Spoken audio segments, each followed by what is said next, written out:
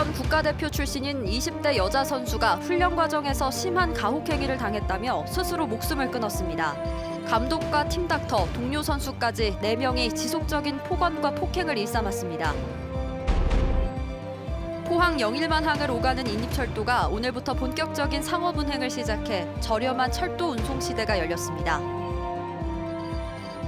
여러분 안녕하십니까? 포항 MBC 뉴스입니다. 트라이애슬론 국가대표 출신인 20대 여자 선수가 훈련 과정에서 심한 가혹행위를 당했다며 스스로 목숨을 끊었습니다. 감독과 팀닥터, 동료 선수까지 4명이 지속적인 폭언과 폭행을 일삼았습니다. 체중 감량 중에 복숭아를 먹었다는 이유로 단지 물을 많이 마셨다는 이유로 폭행은 수시로 이뤄졌습니다. 박성아 기자가 보도합니다. 지난 2017년 전국체전 철인 3종 경기에 출전한 최숙현 선수.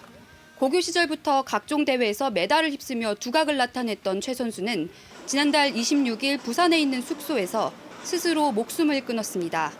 그 사람들 죄를 밝혀달라며 어머니에게 보낸 카톡 메시지가 유언이 됐습니다. 유족들은 최 선수가 지난 연말까지 소속됐던 경주시청팀에서 감독과 팀 닥터로부터 끊임없는 구타와 폭언에 시달렸다며 작년 3월 해외 전지훈련 때 있었던 생생한 폭행의 증거를 공개했습니다. 왜? 왜 뭐라는 거 아니잖아. 지금 뭐라는 거 아니다. 요즘 막 갔네. 뭐라는 거 아니라니까?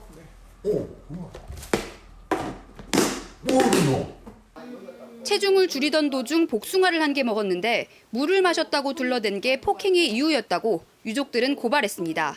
최 선수의 일기장에도 지속적인 구타와 폭언의 흔적이 보입니다. 이런 지속적인 폭력 때문에 최 선수는 대인기피증까지 생겼다고 동료들은 증언했습니다. 숙현이를 좀 믿게 봤는지 그때부터 갈구기 시작했던 것 같고, 그러면서 숙현이가 대인기피로 오고 굉장히 많이 힘들어했었어요. 유족과 동료들의 증언에 따르면 같은 팀 선배 2명까지 가혹행위에 가담했습니다.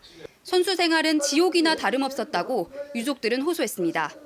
초등학교 1학년 때부터 운동을 했는데 그 많은 세월 진짜 그 고통만 당하고 저 세상으로 갔다간 게 저는 지금 한이 맺히고.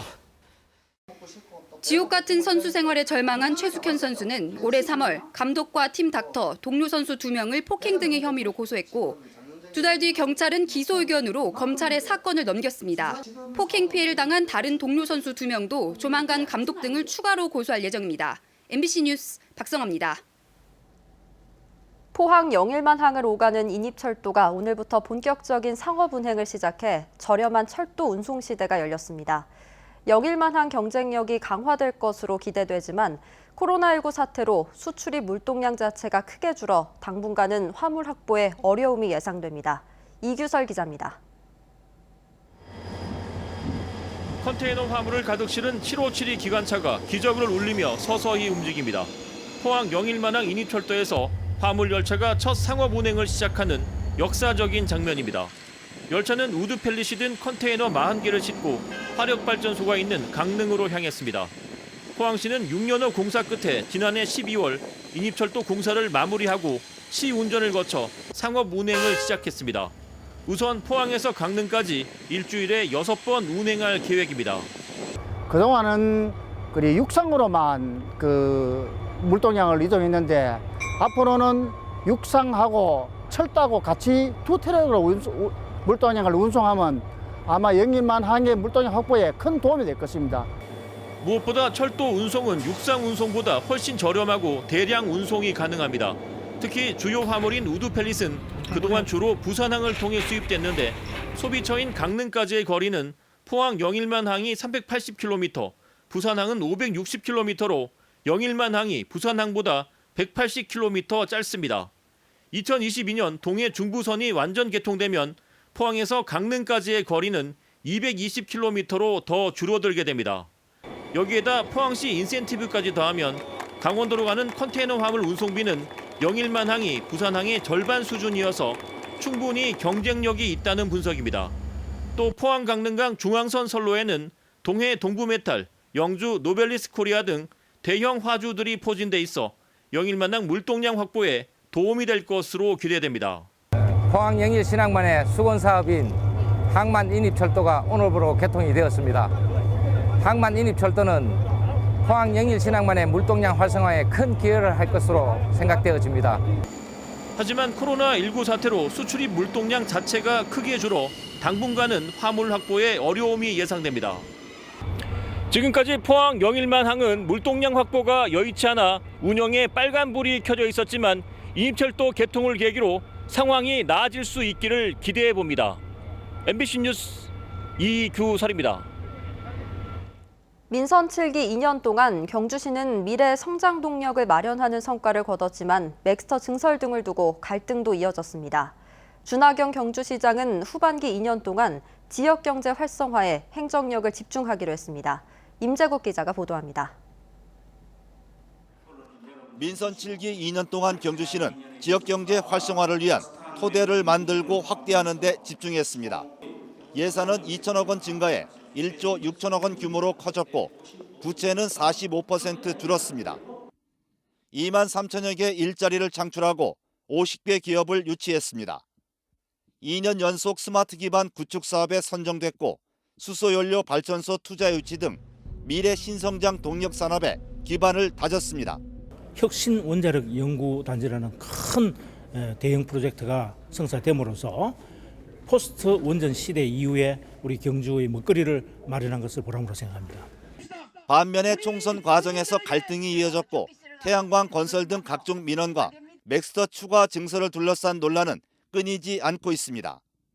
경주시는 민선 7기 후반기에는 전반기에 조성한 신성장 동력 산업을 기반으로 경제도시 조성에 주력하기로 했습니다. 대형 국책사업 추진과 미래형 신산업을 육성해 양질의 일자리를 만들고 소상공인과 중소기업 지원도 확대합니다. 지난 2년간 이렇게 씨앗을 뿌려둔 여러 가지 미래 성장 동력 산업이 제대로 이렇게 뿌리 내릴 수 있도록 여러 가지 사업들을 실질적으로 추진하는 그런 과제들이 남아 있습니다. 이 밖에 경주시는 신라환경 보건사업 재원 확보와 신교통수단 도입에 나서고 혁신적인 도시재생과 안전도시 조성 등 5대 추진 목표도 제시했습니다. 이를 위해서 현장 소통 행정을 강화하고 갈등 해소와 화합을 위한 칭찬 릴레이 시민 캠페인도 벌이기로 했습니다. 한편 준하경 시장은 한수원 도심 이전과 관련해서 KTX 역세권 개발이 끝나면 제2청사나 비즈니스 센터 건립 등을 한수원과 협의해 신중하게 추진하겠다고 밝혔습니다. MBC 뉴스 임재욱입니다. 도시공원 일몰제 시행에 따라 이달부터 경북에만 축구장 4,400여 개 규모에 달하는 32.1제곱킬로미터의 공원 부지가 민간에 풀립니다. 시군마다 대응은 제각각인데요. 난개발을 막고자 부지를 사들이는가 하면 아파트 개발에 뛰어든 지자체도 있습니다. 엄지원 기자입니다. 공원 일몰제가 이달부터 시행됐습니다. 이에 따라 사유지지만 지난 20년간 공원 부지로 지정돼 개발이 이뤄지지 않은 장기 미집행 공원 부지가 민간에 풀립니다. 경북에는 237개 공원, 전체 공원 면적의 43.4%에 달하는 32.1제곱킬로미터 면적의 공원이 지정 해제됐습니다. 축구장 4,495개 크기, 여의도 11배 면적의 공원이 사라지는 겁니다. 가장 적극적으로 제동을 건 지자체는 경산과 영주입니다.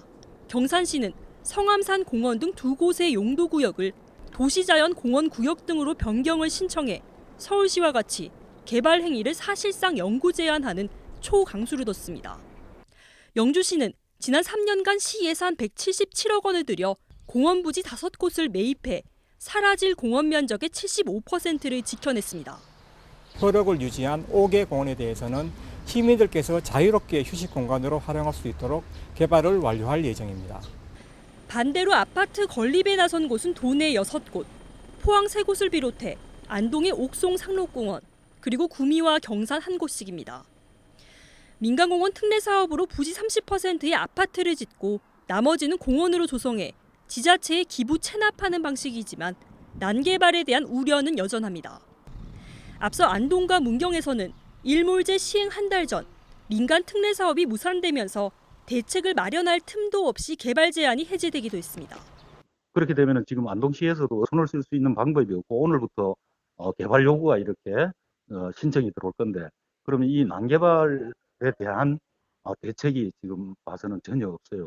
대부분의 지자체가 99년 헌법재판소의 일몰제 판결 이후 손을 놓고 있으면서 결국 속수무책으로 개발 논리에 내몰리게 됐습니다. MBC 뉴스 엄지연입니다. 올해 들어 세 번째로 10% 할인 판매한 포항사랑 상품권이 완판됐습니다. 포항시는 올해 1월 400억 원 규모의 새해맞이 8% 특별 할인과 4월에는 코로나19 소비 심리 회복을 위한 1,000억 원의 특별 할인에 이어 지난달 팡팡 세일 주간과 연계한 500억 원의 할인 등 1,900억 원이 모두 판매됐다고 밝혔습니다. 포항사랑 상품권은 포항 시민이 아닌 사람도 1개월에 50만 원, 연간 400만 원까지 구매할 수 있습니다.